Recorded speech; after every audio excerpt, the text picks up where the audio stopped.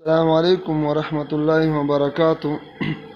محترم قدرمندو کتونکو د یو مسلې وضاحت ضرور ګڼم، چونکې د حج ورځې ده. اگر چې ځینو ملګرو به اوس خو حج شروع شوی هم دی، خو بیا هم کوم ملګرو داسې کړي نو د هغې دپاره وضاحت کوم، چونکې د یو شیخ صاحب محترم نه پوښتنه شوې ده او د دې باره کې چې ځینې ملګري کوم هلته کې اوسېږي، د سعودي عرب کې اوسېږي او کار کوي، مزدوري کوي، نو هغوی بیا په پټه باندې حج یا عمرې ته ځي، نو په احرام کې دوی بیا راتلی نه شي، د میقات نه روړېدی نه شي، یا د حل نه حرم ته راتلی نه شي، بیا نیسي.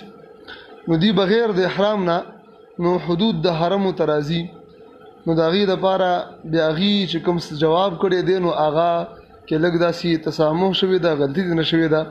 هغې چې کوم جواب کړی دی هغه دا دی چې یاره دې بیا نو کوم مسله کوم حوالې ورکړي هغه د دې دی چې یو سړي احرام هغه اچولی وي، محرم وي، په حالت د احرام کې بیا دی نو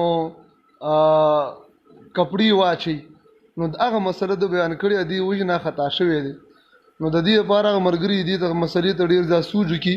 کوم ملګري چې دلته اوسېږي او په غلا باندې د احرام نه بغیر حرم ته راننوځي، د هغې دپاره مسله دا ده که چېرته کې دوی واپس لاړ شي او حل ته یا میقات ته او احرام یې راوتړو، نو دوی باندې چې کوم دم راغلی و هغه ترې نه واپس ختم شو، او که نه دوی حل ته واپس لا نړل، احرام یې ونه تړو، نو دې وجې نه په دې باندې دم دی. بس دغه دم چې ورکي بس د ده حج یا عمره کېږي. نو الله خوشحاله که دې مسلو ته خیال کوئ. کوم مسله چې د شیخ حماسي صاحب جواب چلیږي نو هغه کې هغې خطاوتی دی، صحیح نه دی. صحیح جواب دا دی چې په ده دم راغی، که دی واپس لاړ احرام یې وتړو نو دم ترې نه ختم شو، که احرام یې ونه تړو او همدغه رنګې احرام یې وتړو خو په حرم کې حل ته واپس لا نړه، نو په ده باندې دم راغلی چې دم ورکړي، د غاړه به ازاده شي، حج عمره صحیح ده.